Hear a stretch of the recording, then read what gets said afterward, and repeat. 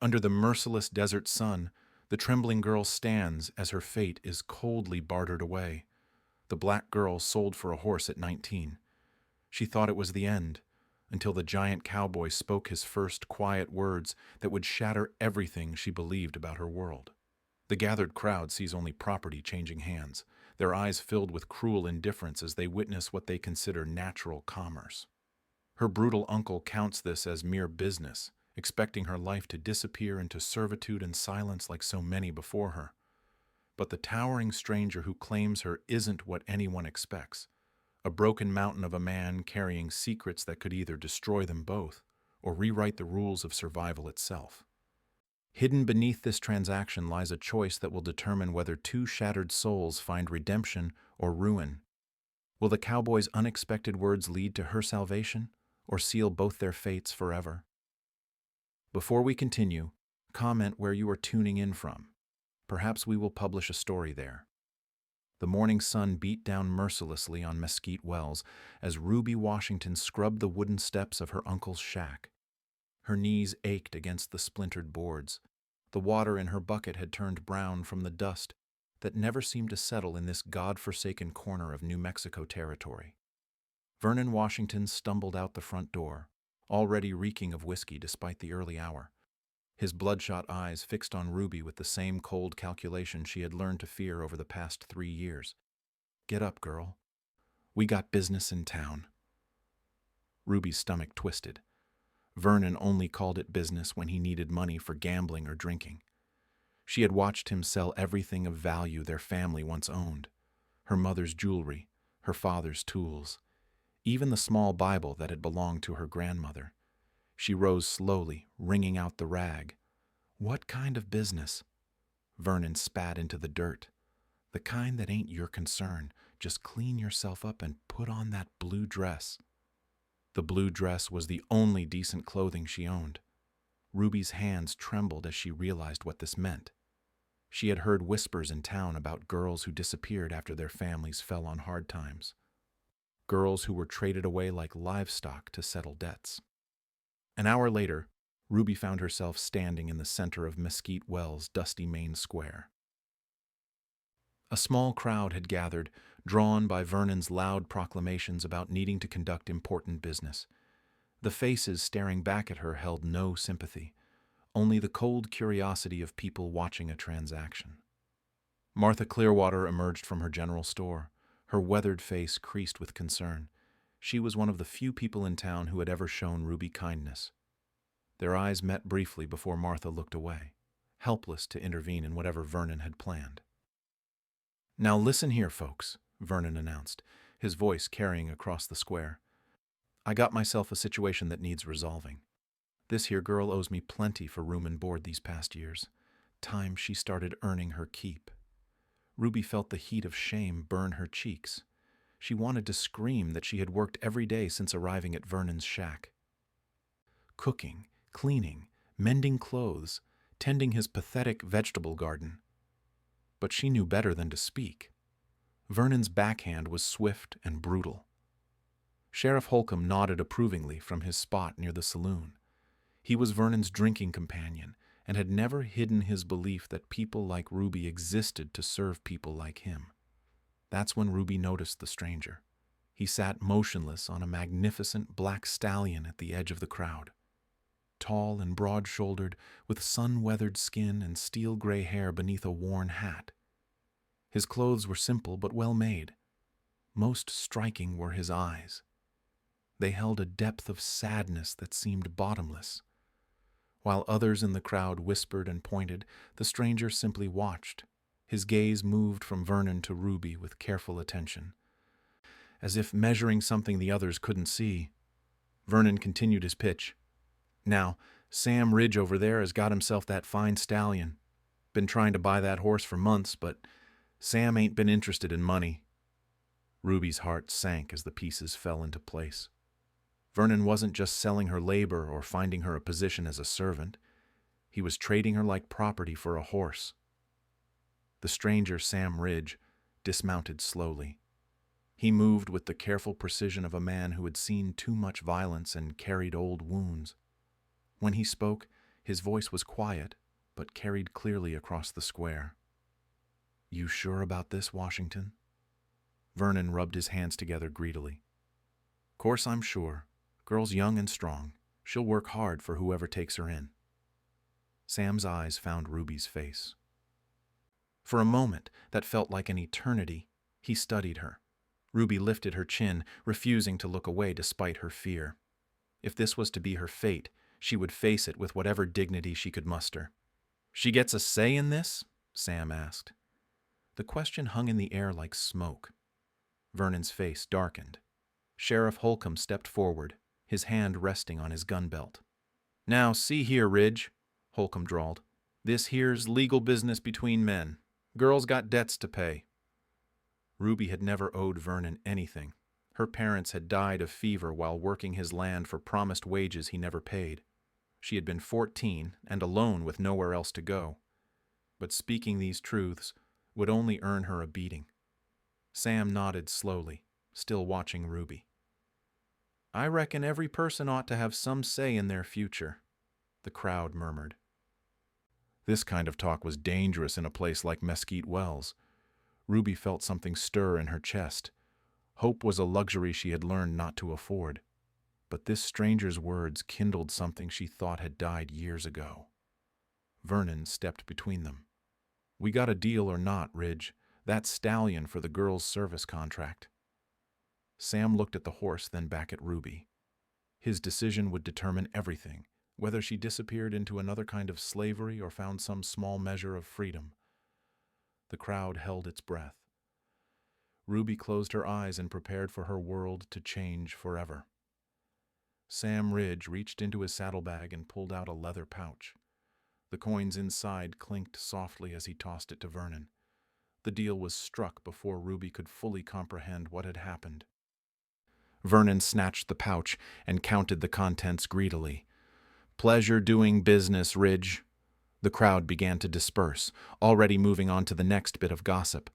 Ruby stood frozen in the dusty square, her entire world reduced to this moment. Sam approached her slowly, his boots crunching on the hard-packed earth. "Come on," he said quietly. "We got riding to do." Ruby followed him to where two horses waited, the black stallion Vernon had coveted, and a smaller brown mare with kind eyes. Sam gestured to the mare. "She's gentle. Name's Honey." Ruby had ridden before, back when her family had owned horses. The skill came back quickly as she settled into the saddle. They rode in silence through the desert landscape, leaving Mesquite Wells behind. The silence stretched on for miles. Ruby's mind raced with possibilities, each worse than the last. She had heard stories of men who bought women for unspeakable purposes, men who worked them to death in remote locations where no one could hear their screams. But Sam Ridge didn't seem like those men. His posture spoke of weariness rather than cruelty. When he glanced back to check on her, concern flickered in his eyes. After 2 hours of riding, they crested a low hill. Below them spread a valley with a substantial ranch house, barn, and several smaller outbuildings. Horses grazed in well-maintained pastures. Everything looked prosperous but oddly empty. As they approached the house, Ruby noticed details that made her heart ache. A child's wooden toy horse sat abandoned on the front porch. Flower boxes hung beneath the windows, but the plants inside had long since withered and died. Sam dismounted and helped Ruby down from her horse. They stood facing each other in the afternoon heat. Ruby waited for him to explain her duties, her sleeping arrangements, her new life of servitude. Instead, Sam reached into his vest pocket and pulled out a small roll of bills. He held them out to her. "There's enough there to get you to California or back east, maybe even enough to buy a small piece of land if you're careful with it." Ruby stared at the money, not understanding. "What are you talking about?" "You're free to go wherever you want. Right now, if that's your choice." The words hit her like a physical blow. Ruby's knees nearly buckled. "I don't understand." Sam's voice remained steady and quiet. "No person should be owned by another. That transaction back there was legal by the territory's laws. But it ain't right by any measure that matters. Ruby's hands shook as she looked at the offered money. This had to be some kind of trick, some cruel game designed to break her spirit even further. If you don't want to leave, Sam continued, you can stay here and work, but as a paid employee, not as property. You'd have your own quarters with a lock on the inside of the door. You'd eat the same food I eat. And if you decide to leave tomorrow or next year, that's your choice to make. Tears spilled down Ruby's cheeks before she could stop them. She wiped them away quickly, unwilling to show weakness even in the face of unexpected kindness. "Why?" she whispered. Sam looked toward the empty house. Pain flickered across his weathered features. "Because everyone deserves a choice." Ruby followed his gaze to the house and saw more signs of the family that had once lived there. A woman's bonnet hanging on a peg by the door, small dresses on a clothesline that no one had taken down. "You lost them," Ruby said. It wasn't a question. Sam nodded. "Cholera took them 5 years ago. My wife Maria and our twin girls, Elena and Sophia." The silence that followed held the weight of shared understanding. Ruby knew what it meant to lose everything, to wake up each day in a world that had been emptied of everyone who mattered. "The horses," Ruby said, noticing how the animals in the pastures moved closer to Sam as if drawn by his presence. "You rescue them." "Broken things understand each other," Sam replied. Ruby's breath caught. Those were the exact words her father had spoken when teaching her to work with traumatized animals on their small farm. Before the fever, before Vernon, before everything good in her life had been stripped away. She looked at the money in Sam's outstretched hand, then at the house that clearly needed a woman's touch to become a home again. "I'll stay," she said, "for now." Sam nodded and pocketed the money. "Your choice, and it stays your choice, every day." He led her to a small but comfortable room at the back of the house. Clean sheets on the bed, a wash basin and mirror, books lined up neatly on a shelf. When Sam handed her the key to the door, Ruby nearly broke down again. That evening, they shared a simple meal of beans and cornbread. Sam was a man of few words, but his actions spoke volumes. He served her first, asked if she needed anything, treated her like a human being worthy of respect. As Ruby settled into her locked room that night, she allowed herself to feel something she hadn't experienced in years.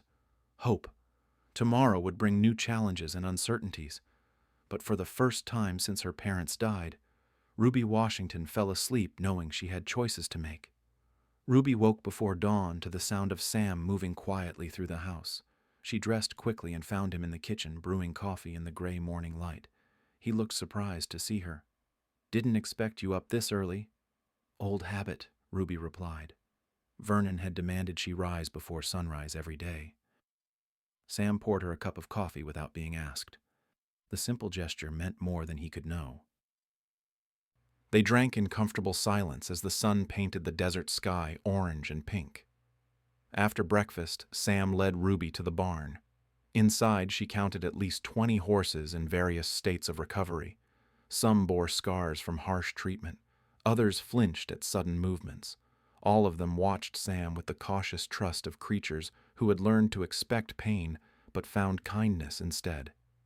"Most folks bring me the ones they've given up on," Sam explained. "Animals that won't take a saddle or bit, ones that kick or refuse to be ridden." Ruby approached a gray mare in the corner stall. The horse's ears flattened against her head, but she didn't retreat. Ruby extended her hand slowly, letting the mare catch her scent. "This one's been here 3 months," Sam said. "Previous owner used a whip on her regular. Won't let anyone get close enough to curry her coat." Ruby began humming softly, a wordless melody her father had taught her years ago. The mare's ears pricked forward. After several minutes, the horse allowed Ruby to stroke her neck. Sam watched with growing interest. "You got experience with horses?" "Some." Ruby continued her gentle ministrations. "My father said broken things understand each other." The phrase hung between them.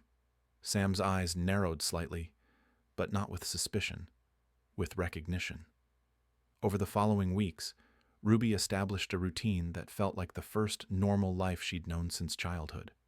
She rose early to help with feeding, spent mornings working with the traumatized horses.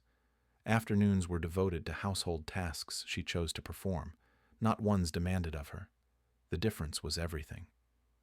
In the evenings, Sam would sit on the front porch reading by lamplight. Ruby discovered the books were legal texts, territorial law manuals, and correspondence that seemed unusually formal for a simple rancher. When she asked about them, Sam gave vague answers about staying informed on local regulations. But it was Maria's books that truly changed Ruby's world. Sam's deceased wife had been educated, and her collection included primers on reading and mathematics. Ruby studied them hungrily, making up for years of denied education. "You're quick with those," Sam observed one evening as Ruby worked through a particularly challenging passage. "Never had the chance before," Ruby admitted. Sam nodded toward a trunk in the corner. Maria was teaching the girls their letters when she died. "Might be more books in there that could help." The trunk contained children's primers, but also advanced texts on law, medicine, and literature. Ruby devoured them all. Her mind, starved for intellectual stimulation, absorbed information with remarkable speed. As Ruby's confidence grew, so did her success with the horses. The gray mare that had rejected all human contact now followed Ruby around the corral like a devoted dog. A stallion that had been considered dangerous learned to accept a saddle under Ruby's patient guidance. Word of their success spread through the territory. Ranchers began bringing their most difficult horses to Sam's ranch, specifically requesting the young woman's touch. Ruby felt pride in her work for the first time in years, but their growing reputation attracted unwanted attention. Martha Clearwater visited one afternoon, ostensibly to buy a trained horse, but really to warn them about brewing trouble in town. She spoke quietly while examining the mare Ruby had been working with. "Vernon's been spreading stories," Martha said. "Claims you stole his property and corrupted the natural order of things." Ruby's hand stilled on the curry brush. "What kind of stories?" "The kind that get men worked up enough to do stupid things." Martha's eyes were grave. "Sheriff Holcomb's been asking questions about Sam's legal right to make that deal." Sam emerged from the barn, his face grim. He had clearly heard enough of the conversation to understand the implications. "How much time do we have?" he asked Martha. "Not much. There's talk of riding out here to set things right." That evening, Sam paced the front porch like a caged animal. Ruby had never seen him agitated before. His usual calm had been replaced by the alertness of a man preparing for battle. "There's something you need to know about me," Sam said finally. Ruby looked up from her book. "What kind of something?" "The kind that might change how you see this situation." Before Sam could elaborate, the sound of approaching horses echoed across the desert. Multiple riders moving fast toward the ranch. Ruby's blood turned to ice. She recognized the rhythm of angry men with purpose. Sam's hand moved instinctively toward his gun belt. But instead of drawing, he turned to Ruby with an expression she had never seen before. Determination mixed with something that looked almost like relief. "Time for you to learn exactly who Sam Ridge really is," he said quietly. The riders crested the hill, their torches flickering against the darkening sky. Ruby counted at least 6 men led by a figure she recognized even at a distance. Vernon had come to reclaim what he considered his property. But the man standing beside her was no longer the quiet rancher she thought she knew. The riders stopped 50 yards from the house, their torches casting dancing shadows across the desert floor. Vernon sat his horse in the center of the group, flanked by Sheriff Holcomb and 4 other men Ruby didn't recognize. Their faces were hard with the kind of righteous anger that justified any cruelty. Sam stepped off the porch, positioning himself between Ruby and the mounted men. His posture had changed completely. Gone was the quiet rancher who moved with careful gentleness. In his place stood someone who radiated the kind of authority that comes from years of facing down dangerous men. "That's far enough, Washington," Sam called out. His voice carried across the distance with unmistakable command. Vernon spurred his horse a few steps closer. "I come for what's mine, Ridge. That girl belongs to me fair and square." No person belongs to another, Sam replied. We settled this in town. Sheriff Holcomb urged his mount forward, his badge glinting in the torchlight. Now see here, Ridge. I got legal papers here saying this transaction was irregular. Girl's got debts to pay. Ruby felt her heart sink. She had known this moment would come.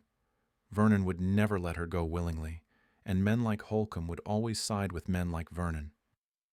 The brief taste of freedom had been nothing more than a cruel illusion. But Sam didn't flinch. Instead, he reached into his vest and pulled out a folded document. Even in the flickering light, Ruby could see official seals and signatures. Funny thing about legal papers, Holcomb. I got some of my own. The sheriff's confidence wavered slightly. What kind of papers? The kind that give me authority in territorial matters. Ruby stared at Sam's back, trying to process what she was hearing. Authority in territorial matters meant federal jurisdiction. It meant Sam Ridge was far more than a simple rancher with a tragic past. Vernon's horse pranced nervously, sensing its rider's growing agitation. I don't care what papers you got, Ridge. That girl's coming back with me tonight. Over my dead body, Ruby said, stepping out from behind Sam. The words surprised everyone, including herself. But once spoken, she felt their truth settle into her bones. She had tasted freedom, dignity, and respect. She would die before returning to Vernon's cruelty. Vernon's face twisted with rage. You got no say in this matter, girl. You're property, and property don't get to choose. I'm not property. Ruby's voice grew stronger with each word. I'm a human being with the right to choose my own path. Sheriff Holcomb laughed harshly. Rights? Girl like you talking about rights? That's rich. Sam's hand moved to rest on his gun butt. The gesture was casual but unmistakable. Several of Vernon's companions shifted nervously in their saddles. Every person in this territory has rights under federal law, Sam said quietly. Might want to remember that. Holcomb. The sheriff's eyes narrowed. Just who do you think you are, Ridge? Sam's smile held no warmth.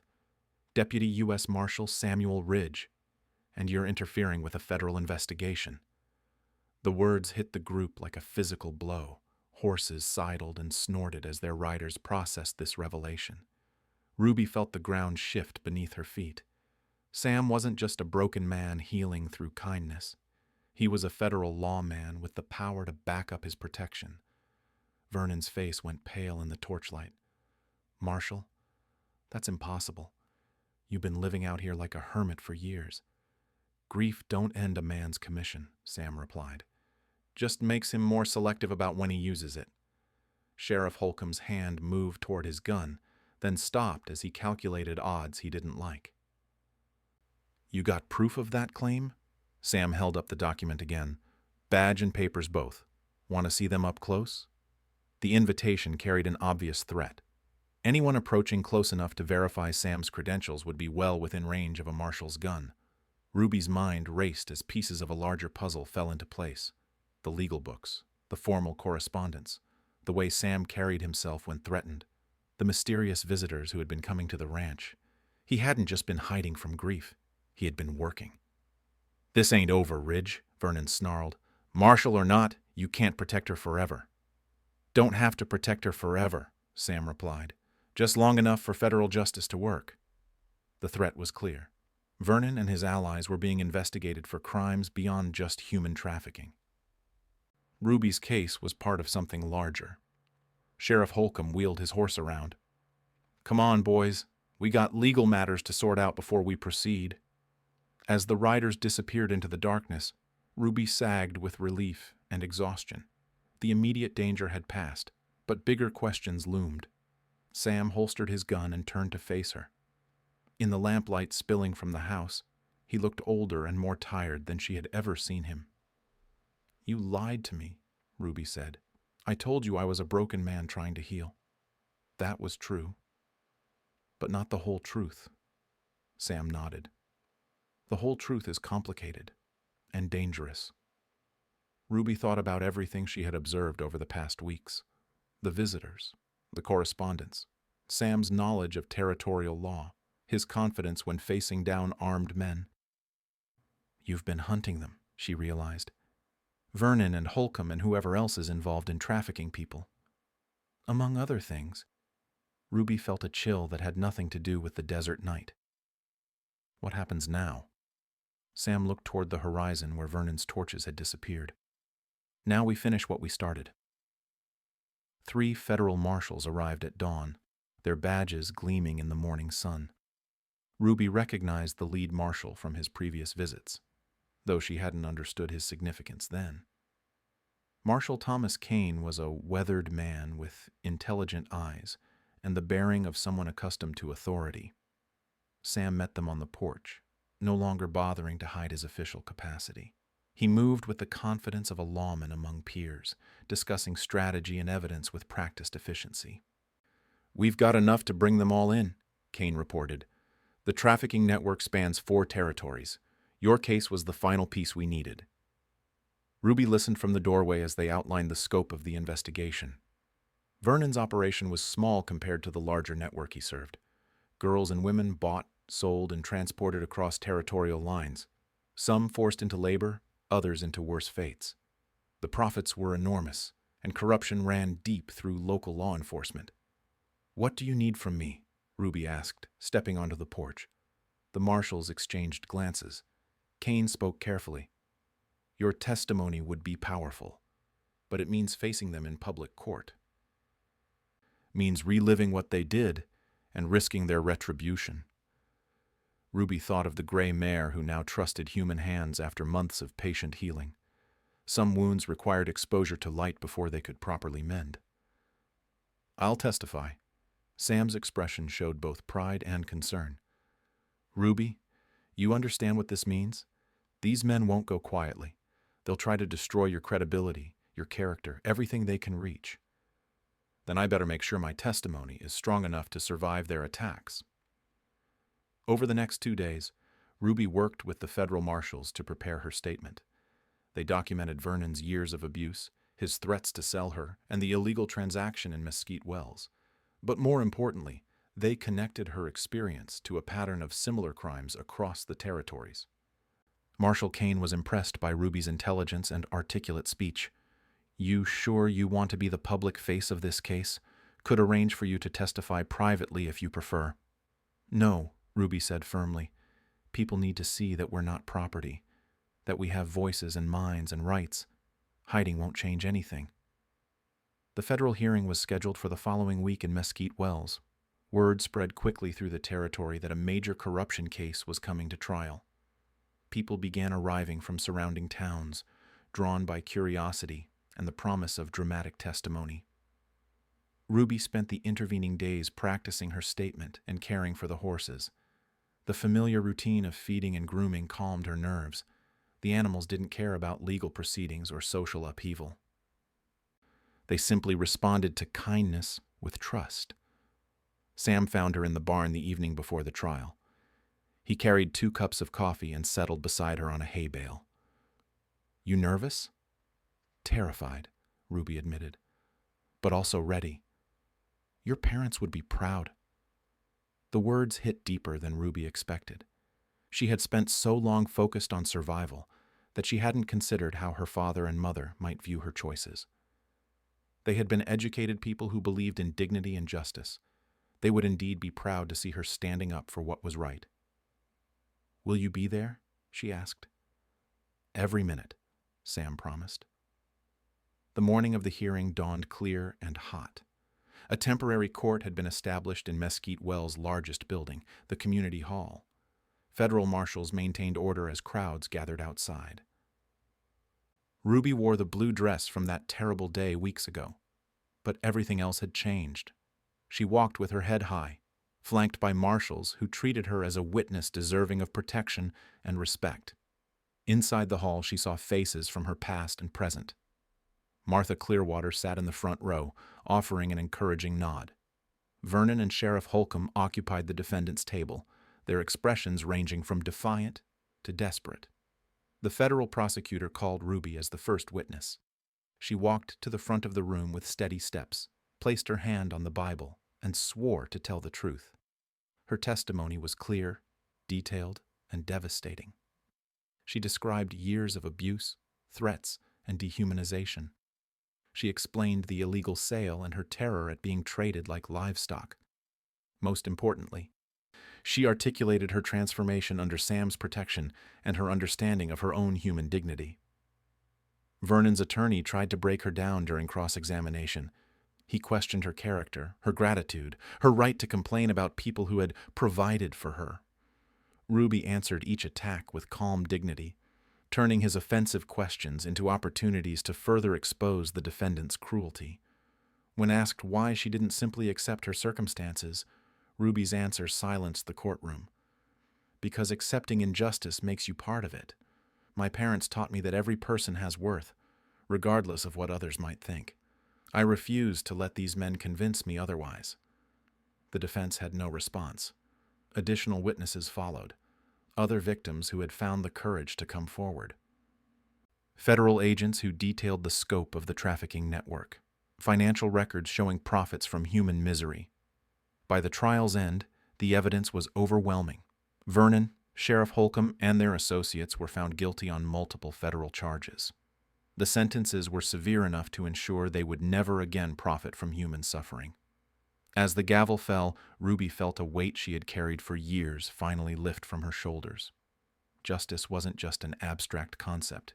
It was real, achievable, and powerful enough to protect the vulnerable from those who would exploit them. Sam waited for her outside the courthouse, his quiet pride evident in his smile. The girl who had been sold for a horse had become a woman who helped bring down a criminal network. 6 months after the trial, Ruby stood in the morning sunlight watching a group of children learn to curry horses in the main corral. Their faces reflected every shade of the New Mexico territory, united by curiosity and the patient instruction she provided. "Gentle strokes," Ruby called out to a young boy struggling with a particularly spirited mare. "She's been hurt before. Show her you're different." The transformation of Sam's ranch into Freedom Ranch had happened gradually, almost naturally. Word spread through the territories about the place where broken horses and broken people could find healing. Sam had embraced the change, using his federal connections to establish the ranch as an official sanctuary. Ruby's horse training business had grown beyond anything she could have imagined. Ranchers traveled hundreds of miles to bring their most difficult animals to her. But more importantly, the ranch had become a stopping point for people escaping situations like Ruby's own past. Martha Clearwater approached from the house, carrying a leather satchel filled with official documents. Her general store had become an unofficial headquarters for coordinating sanctuary efforts across the territory. "More applications," Martha announced. 3 families requesting safe passage. 2 young women needing shelter while they established themselves. Ruby reviewed the papers with practiced efficiency. Reading and writing had become second nature, skills she now used to help others navigate legal systems and bureaucratic challenges. Sam emerged from the barn leading a magnificent chestnut stallion. The horse that had once been considered dangerous now responded to his gentle guidance with complete trust. The transformation mirrored what had happened to both Sam and Ruby over the past months. "Marshal Kane's coming by this afternoon," Sam reported. "Says he's got news about the appeals." Vernon and Sheriff Holcomb had attempted to overturn their convictions, claiming procedural errors and jurisdictional disputes. Ruby had expected this. Men like them never accepted defeat gracefully. "Let them appeal," Ruby said calmly. "The evidence speaks for itself." Her confidence wasn't false bravado. The federal case had been meticulously prepared and thoroughly documented. More importantly, it had inspired other victims to come forward, creating an avalanche of testimony that buried any hope of the defendant's exoneration. That afternoon, Marshal Kane arrived with a small entourage, including a federal judge and a territorial representative. Their serious expressions suggested important business. "The appeals were denied," Kane announced without preamble. "All convictions upheld. The trafficking network is finished." Ruby felt satisfaction rather than triumph. Justice had been served, but the victory belonged to everyone who had found the courage to speak truth against power. "There's something else," the judge added. "The federal government is establishing a formal program for sanctuary ranches. We'd like Freedom Ranch to serve as the model. Sam and Ruby exchanged glances. Official recognition would bring resources and protection, but also oversight and bureaucracy. What would that mean exactly? Sam asked. Federal funding for operations, legal protection for residents, and formal authority to coordinate rescue efforts across multiple territories. Ruby considered the implications. Greater reach meant helping more people, but it also meant answering to government officials who might not understand the delicate work of healing trauma. We maintain control over daily operations? She asked. Complete autonomy in how you run the ranch. The federal government provides support, not supervision. The decision was easier than Ruby had expected. They had already been doing this work. Official recognition would simply allow them to do it better. Over the following weeks, Freedom Ranch underwent another transformation. Additional buildings were constructed to house more residents. A school was established with Ruby as the primary teacher. Sam divided his time between ranch management and renewed marshal duties, investigating similar networks in neighboring territories. The changes brought new challenges and unexpected rewards. Ruby found herself corresponding with sanctuary organizers across the Western territories, sharing techniques for trauma recovery and practical skills training. Her reputation as both horse trainer and advocate for human dignity spread far beyond New Mexico. One evening, as autumn painted the desert landscape in brilliant colors, Ruby sat on the front porch reviewing applications for the ranch's first formal teacher training program. Sam joined her with 2 cups of coffee, a ritual they had maintained since those early uncertain days. "Regret staying?" Sam asked, settling into the chair beside her. Ruby considered the question seriously. She could have taken his original offer of freedom and money, could have disappeared into California or back east to start fresh with no reminders of her past. "No regrets," she said finally. "This feels like what I was meant to do." Sam nodded toward the corral where horses grazed peacefully in the fading light. "Your father was right about broken things understanding each other. Mama always said healing happens when you help others heal." They sat in comfortable silence as stars emerged in the desert sky. Ruby thought about the girl who had stood terrified in Mesquite Wells town square, certain her life was ending. That girl could never have imagined this future. The sound of approaching horses drew their attention. A family of travelers crested the hill, their wagon loaded with possessions and hope. Ruby rose to greet them, knowing their story would be familiar. People fleeing injustice, seeking sanctuary, needing proof that dignity and respect were possible. As she walked toward the new arrivals, Ruby reflected on the strange path that had brought her here. Sold for a horse, she had discovered her own immeasurable worth. Treated as property, she had learned to claim her full humanity. The girl who had been traded away had become the woman who helped others find their own freedom.